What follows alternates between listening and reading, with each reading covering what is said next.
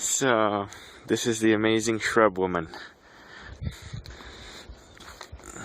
What we would call a headdress, except it's on a backpack. The problem is when the wind comes up, it works as a mast, and I start to blow away a little bit.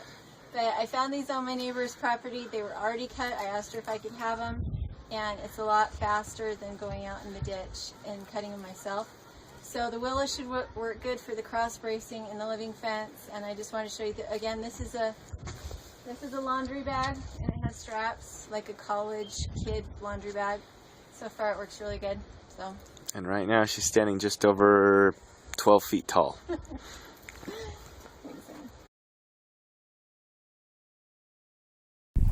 Okay, so there's part of the wicker fence done. It may turn into a living fence because these are willows.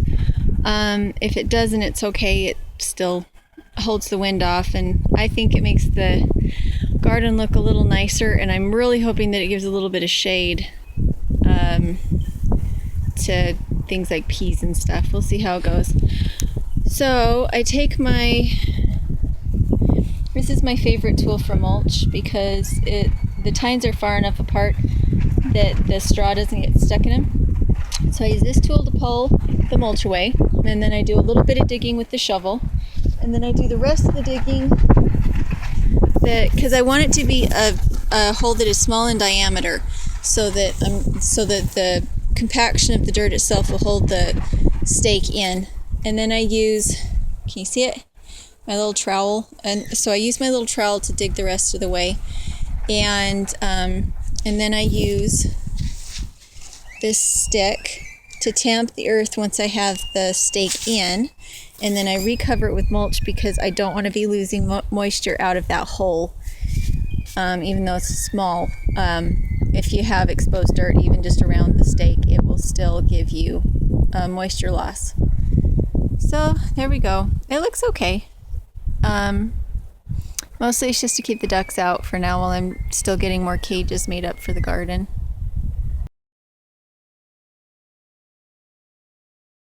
These are riverbank willows. They're actually on our canal.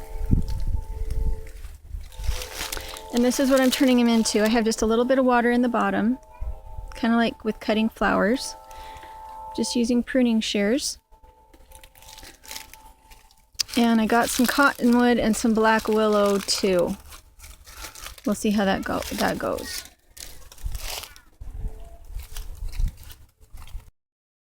This is what it looks like. I've got two in the ground. A big one and a little one. And then 2 inches and a big one and a little one. I'm using the hammer and a really big long screwdriver. There's all my little pieces. There's my stool. There's the noisy pigs. So this is the last one. That's the spacing. What I do is I put my screwdriver in. I use my hammer.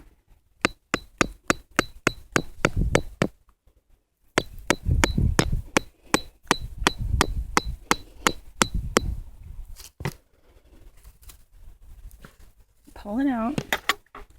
Then what I do is I take a really skinny one and put it in the hole. Okay. Then I take a big one and put it in the hole. Okay. Now the deeper you get it, the better water you're going to be able to have for him. The more shallow they are, the more vulnerable they are. So now I take my hammer, tap it in. If I tried to push the little one in after I get the big one in, it won't go in all the way. So you see how deep I put that. And also, even though there's a little bit of damage on it right here, what matters is the part that's in the ground that stays wet. That's the part that matters. This will heal and become new growth. These small ones are the ones that I'm going to use to bend off, so that instead of having to have sideways willows to build the fence and keep the animals from getting through, I'm going to use live willows and braid them, interlace them. So each one of those has a big one, and each one of those has a little one.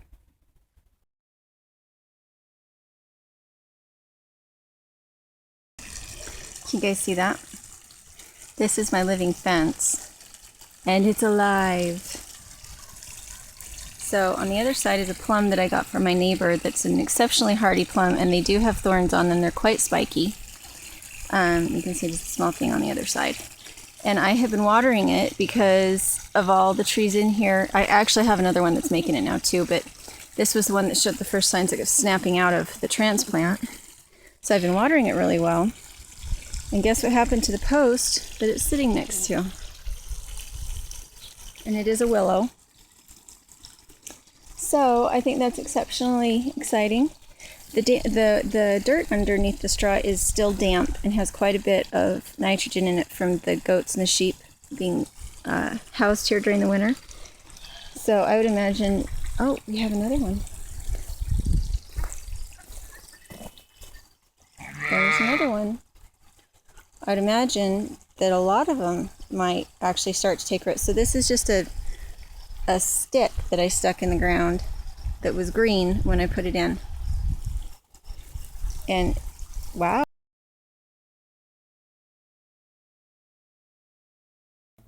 The sun out here is really bright today, so I'm not exactly sure what you can see. I'm really excited because I have almost all of my animals out. I do have the buck on his tether because he tried to jump a fence yesterday. But my does, which are heavier and a little less adventurous, are all out here in the pasture. And I've never been able to do this before because, for one thing, that fence over in the distance is not actually a fence. All I have is chicken wire up. So before we put up this electric fence, there's no way we could have let the animals out because they would have gotten into our neighbor's pasture.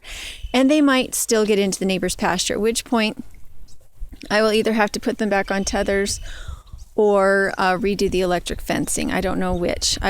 This really minimizes the amount of work I have to do, though. If I can put them out on the pasture and have one water bucket that I fill with a hose rather than taking water to each individual animal, that would be really nice. The problem is that's not mob grazing. That's not high intensive grazing. With high intensive grazing, you don't have a weed problem because the animals have to eat what's in front of them, not be able to go and pick and choose all over the pasture. You get weed problems when the animals are really allowed to roam and choose what they want. So we've never had a weed problem. Everything has just really stayed under control really nice.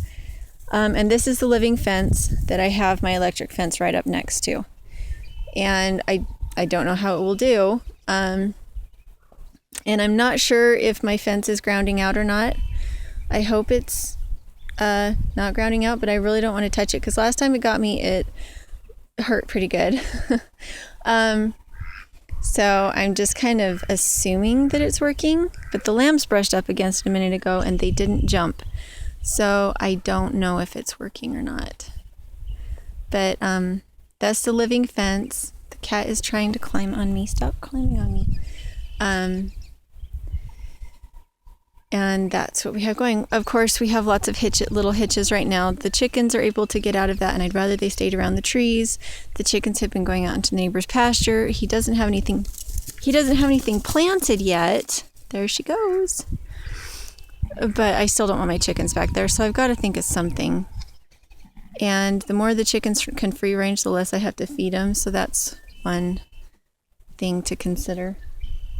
Anyway, there's the living fence so far.